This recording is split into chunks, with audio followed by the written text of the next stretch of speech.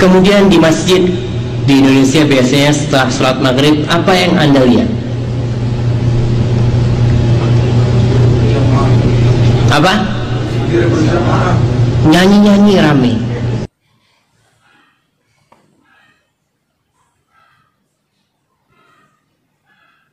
Setelah sholat maghrib, apa yang Anda lihat? Apa?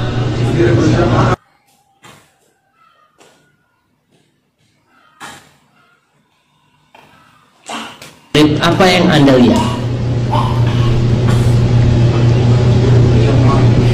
Apa? Nyanyi-nyanyi rame. Macam-macam lah, yang sholawat kepada Rasul sallallahu alaihi wasallam, zikir, pujian buat para sahabat, pujian buat Rasul sallallahu alaihi wasallam.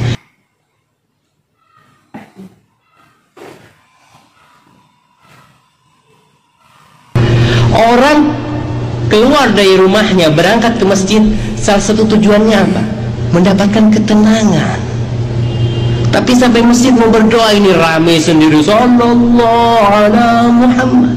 Iya, sallallahu ala Muhammad, betul kita baca sholawat, tapi jangan ganggu saudara Anda yang dia menjauhi kebisingan dunia, masuk ke masjid ingin ketenangan.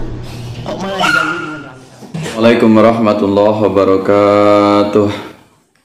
Alhamdulillah wa kafa wa usalli wa usallimu ala sayyidina Muhammadin Mustafa wa ala alihi wa ashabihi wa dzurriyyatihi ala sidqi wa lafa asyhadu an la ilaha illallah wahdahu la syarika lah wa asyhadu anna Muhammadan abduhu wa rasuluhu. Allahumma shalli ala sayyidina Muhammad wa ala ali sayyidina Muhammad. Pemirsa yang dirahmati Allah Subhanahu wa taala, alhamdulillah kita bisa bertemu kembali. Mudah-mudahan Anda semuanya selalu dalam lindungan Allah Subhanahu wa taala.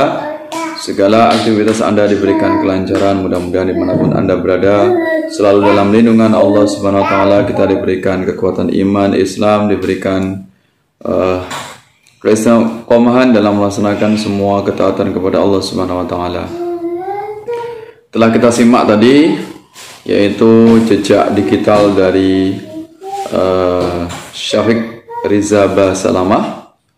Ya, ini mengatakan jika orang zikir berjamaah ini dikatakan nyanyi rame-rame, ya, nyanyi rame-rame kemudian membuat dia tidak nyaman. Ya, jadi orang zikir bersama atau zikir yang terdengar bergemuruh ini dikatakan oleh Syafiq Riza Basalamah ini dikatakan nyanyi rame-rame.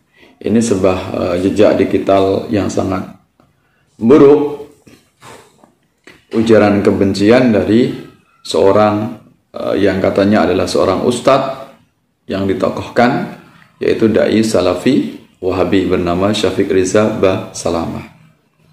Nah, sebenarnya ada banyak jejak digital atau ungkapan-ungkapan dari dai salafi wahabi, yaitu dari Syafiq Riza Basalamah dan tokoh-tokoh yang lain, wahabi-wahabi yang lain.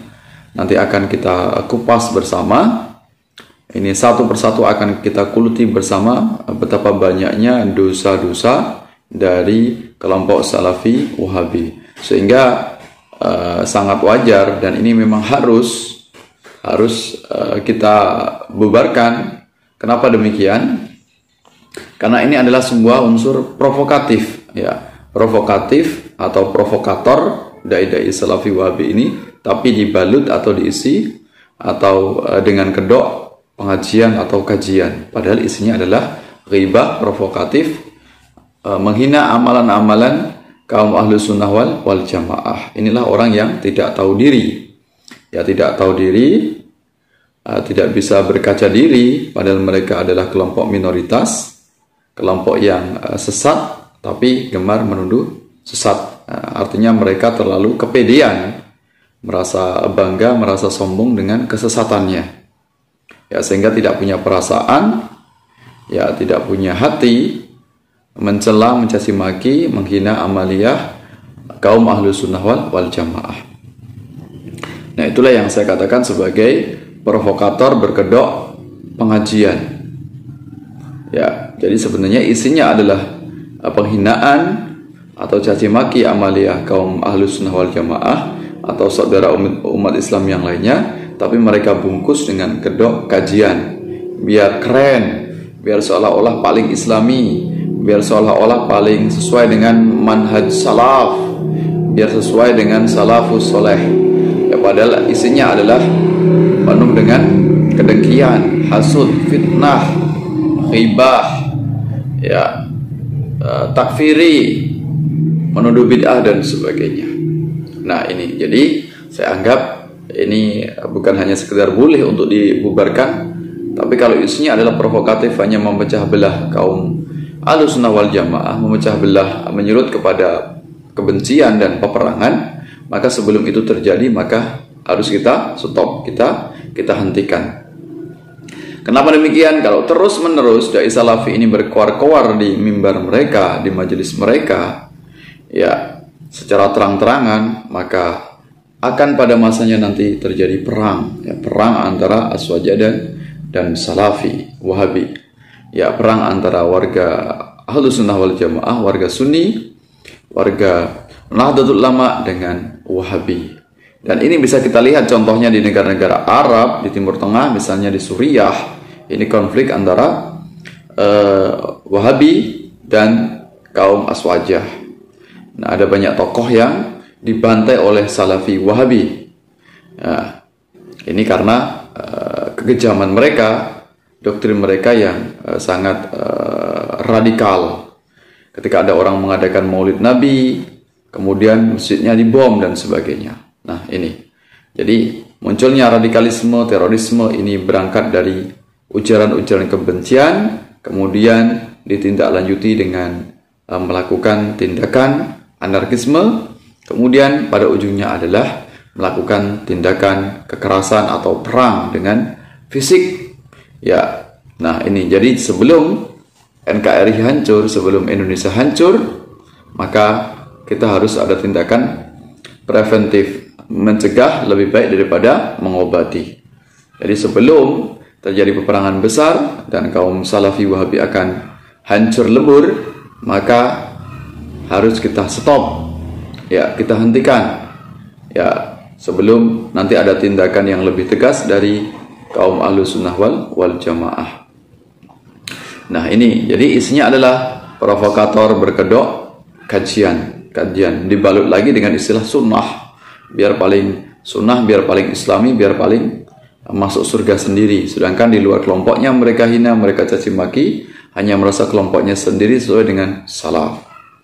Nah ini, jadi menurut mereka di luar kelompok mereka ini semuanya sesat. Nah ini, dan kebiasaan dari kelompok Salafi Wahabi adalah mereka suka mengambil alih masjid-masjid Aswaja, masjid-masjid NU. Perak-peraknya mereka baik, ya, rajin, kemudian ke masjid, lambat laut kemudian amaliyah-amaliyah kebiasaan tradisi kaum Ahlus Sunnah wal Jamaah mereka ganti. Kemudian mereka mengadakan ceramah-ceramah yang intinya adalah menyerang kaum Ahlus Sunnah wal Jamaah. Inilah orang yang tidak tahu diri, kelompok-kelompok yang suka mengambil alih masjid Ahlus Sunnah wal Jamaah. Maka kita selaku kaum Ahlus Sunnah wal Jamaah hendaknya untuk teliti, hendaknya untuk berhati-hati, jangan sampai masjid kita direbut oleh kelompok mereka.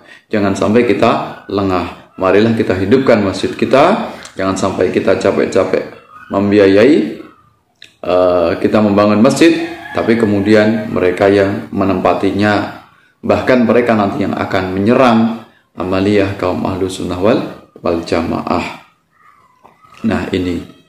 Nah, kemudian Syafiq Rizal Basalamah tadi merasa tidak nyaman, merasa terganggu dengan adanya sholawatan misalnya, dengan adanya zikir yang dia katakan sebagai bentuk nyanyi-nyanyi. Nah ini orang yang keterlaluan, orang yang menunjukkan sikap watak kewahabiannya yang suka menyulut kebencian. Ya, orang-orang jelas-jelas berzikir yang itu adalah disukai Allah, suara bergemuruh orang berzikir adalah majelis-majelisnya Allah yang didatangi oleh malaikat, tapi dianggap sebagai bentuk nyanyian. Orang sholawatan, betapa banyak dalil-dalil dari Al-Quran maupun dari hadis tentang keutamaan orang bersolawat. Kalau merasa memang Syafiq Rizal Basalamah dan kaum Salafi Wahabi yang lainnya merasa tidak nyaman, dan apa Anda datang ke masjid NU, padahal kami sendiri yang membangun, kami sendiri yang merintis, kami sendiri yang menghidupkan amaliyah itu. Kami semuanya kaum Ahlus Sunnah wal Jamaah tidak merasa tersinggung. Kenapa Anda kemudian singgah ke masjid NU kok merasa bising atau merasa terganggu dengan zikir, dengan sholawatan? Ya, kalau merasa terganggu ya sudah, bangunlah masjid sendiri, jangan menempati, apalagi jangan sampai kemudian mengambil alih masjid NU. Kami sendiri tidak pernah merasa terganggu, kami merasa nyaman dengan amaliyah kami. Mengapa Anda yang sewot? Mengapa Anda yang merasa terganggu, terusik? Nah, inilah ya orang yang dengki. Kemudian kita tahu makhluk yang paling benci dengan zikir, benci dengan sholawatan, telinganya merasa panas ketika suara bergemuruh orang berzikir, ini adalah iblis. Nah, maka jangan sampai masjid-masjid kita kemudian nanti diambil alih oleh kelompok-kelompok yang provokatif, yaitu kelompok Salafi Wahabi. Nah, kenapa selama ini yang merasa kita bersih tegang atau kita ada konflik hanya NU dengan Wahabi? Kenapa NU tidak pernah mengganggu pengajiannya LDII misalnya? Kenapa NU tidak pernah mengganggu pengajiannya Muhammadiyah? Tidak pernah mengganggu kajiannya Jamaah Tabligh? Karena kita paham mereka ini adalah saudara kita. LDII, Jamaah Tabligh, kemudian Muhammadiyah, mereka tidak pernah menyerang amaliyah Ahlus Sunnah wal Jamaah, amaliyah NU. Ya, mereka tidak mau sibuk mengurusi amaliyah orang lain, tidak mau sibuk mengurusi amaliyah NU. Jadi aman-aman saja, mereka tidak pernah dibubarkan atau tidak pernah diganggu oleh Banser, Ansor, tidak pernah dibubarkan oleh NU. Walaupun jelas kita tahu antara NU ini dengan LDII jelas sangat lebar perbedaannya, termasuk Muhammadiyah. Ini juga mungkin kalau Muhammadiyah lebih dekat kepada Salafi. Kemudian Jamaah Tabligh ini juga ada perbedaan antara NU. Tapi kenapa baik-baik saja? Kenapa tidak pernah berontak? Karena kita tahu LDII, Jamaah Tabligh, kemudian Muhammadiyah ini tidak pernah usil dengan amaliyah Ahlus Sunnah wal Jamaah, amaliyah NU. Mereka tidak pernah menyerang, mereka tidak mau menyakiti saudaranya. Ya, mereka berdakwah dengan kesejukan. Nah, kemudian alasan kalau misalnya kelompok Salafi Wahabi ini kan hanya untuk utus internal, untuk hanya kalangan Salafi Wahabi, kan boleh. Nah, kalau misalnya untuk internal ya sudah, jangan disebarluaskan, jangan buat video yang kemudian akhirnya terdengar oleh kami kaum Ahlus Sunnah wal Jamaah. Berarti ujung-ujungnya adalah untuk konsumsi publik. Ya, kalau memang misalnya kalau mereka adalah doktrin mereka, keyakinan sendiri, dan itu adalah hak mereka, ya silahkan. Tapi jangan sampai kemudian secara terbuka membuat video akhirnya sampai kepada kami. Kalau sampai kepada kami, ini artinya adalah mereka mengadakan kajian publik dan tentunya menyinggung amaliyah kami. Dan wajar saja kemudian kalau kami membantah dan kami melakukan tindakan tegas.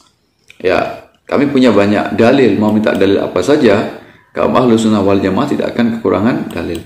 Nah, ini lucunya lagi, kelompok Salafi Wahabi ini teriak-teriak, suka membid'ahkan di kajian mereka secara online, di media Facebook, fanpage,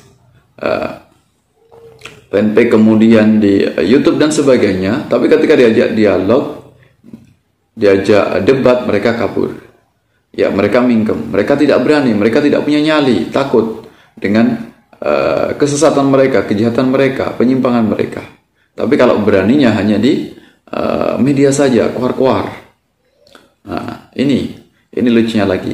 Mereka kuar-kuar, nantang-nantang, ketika diajak debat mereka kabur, tidak berani secara nyata di dunia nyata.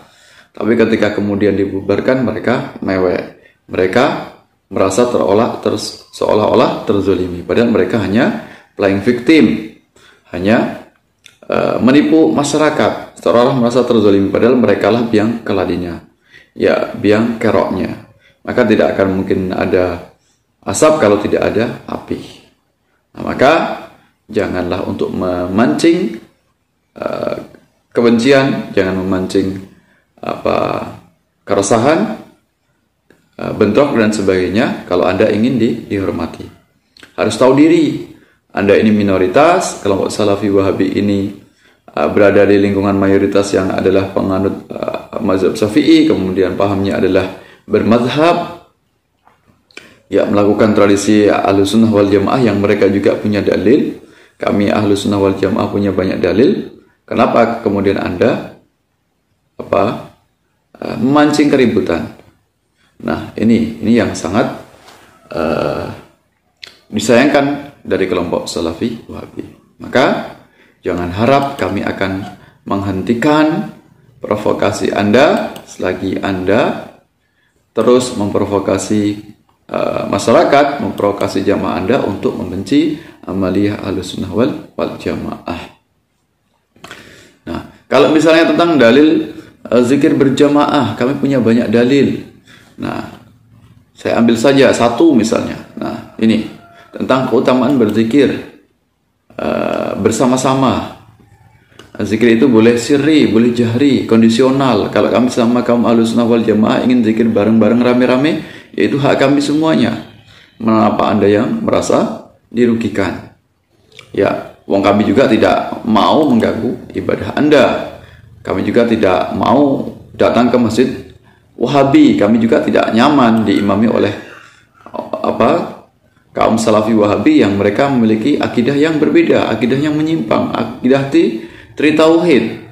Ya, kami tidak semudah itu untuk mau menjadi makmum yang diimami oleh kelompok Salafi Wahabi. Kenapa? Karena akidah atau keyakinannya ya ini berbeda dengan kaum Ahlussunnah wal Jamaah. Dalam sebuah hadis yang ini bersumber dari Abu Sa'id Al-Khudri, juga dari sahabat Abu Hurairah. Nah, ini hadisnya, la qaumun, ya tidaklah duduk sebuah kaum, yadhkurunallah, mereka berzikir kepada Allah, membaca zikir bareng-bareng. Ta'ala, Allah Ta'ala, illa hafathumul malaikah, mereka akan dikelilingi malaikat. Wa ghasyiyatuhumur rahmah, mereka akan diliputi oleh rahmah, kasih sayang Allah Subhanahu wa Ta'ala. Wa nazalat alaihimus sakinah, akan diturunkan kepada mereka itu sakinah, tentram hatinya ketika mereka melantunkan zikir. Orang yang mendengar zikir juga akan merasa tentram hatinya, senantiasa mengingat Allah. Wa dzakarahumullahu fi man indah, dan akan disebut-sebut oleh Allah pada siapa-siapa yang berada di sisinya. Ini banyak hadis yang meriwayatkan atau mengutipnya. Muslim, Ahmad, Tirmidzi, Ibnu Majah, Ibnu Abi Syaibah, Baihaqi. Nah, hadis populer. Ya, hadis populer yang banyak diriwayatkan oleh para ulama ahli hadis. Nah, dan banyak sekali ayat Al-Quran yang menganjurkan agar kita memperbanyak zikir, baik itu sirri ketika sendirian maupun jahri, terserah, kondisional. Ya, kalau rame-rame tentu akan semakin semangat. Ya, mau pelan-pelan boleh ketika sendiri, mau rame-rame juga enggak masalah, terserah. Ya, ini. Jadi kami kaum Ahlussunnah wal Jamaah, masjid-masjid kami sendiri, kajian-kajian kami sendiri, zikir-zikir kami sendiri. Mengapa Anda merasa yang dirugikan? Merasa Anda yang paling benar, merasa dalil Anda yang paling benar, yang mutlak. Dalil-dalil di luar kelompok Anda semuanya mereka tuduh sebagai amalan sesat. Ya, amalannya di luar dari kelompok Anda, amalannya salah. Nah, ini. Jadi mudah-mudahan ini sebagai koreksi, sebagai introspeksi diri, muhasabah diri dari kelompok Salafi Wahabi. Saya yakin kalau mereka tidak menghentikan provokasinya, pasti nanti terus-menerus akan ada lagi, yaitu kajian mereka atau provokasi mereka yang dibalut dengan kajian pasti akan dibubarkan. Karena kami tegas, kami tidak ingin Nahdlatul Ulama, tidak ingin NKRI hancur, terjadi perang saudara. Jika Anda menganggap bahwasanya Nahdlatul Ulama Aswaja ini adalah saudara Anda, maka hendaknya Anda berdakwah dengan santun, penuh dengan etika, penuh dengan toleransi, saling menghormati. Demikian yang bisa saya sampaikan. Mohon maaf atas segala hilaf. Terima kasih atas perhatiannya, atas dukungannya. Channel ini mudah-mudahan memberi manfaat untuk kita semuanya. Wallahu a'lam bishawab. Wallahu muwaffiq ila aqwamit thoriq. Wassalamualaikum warahmatullahi wabarakatuh.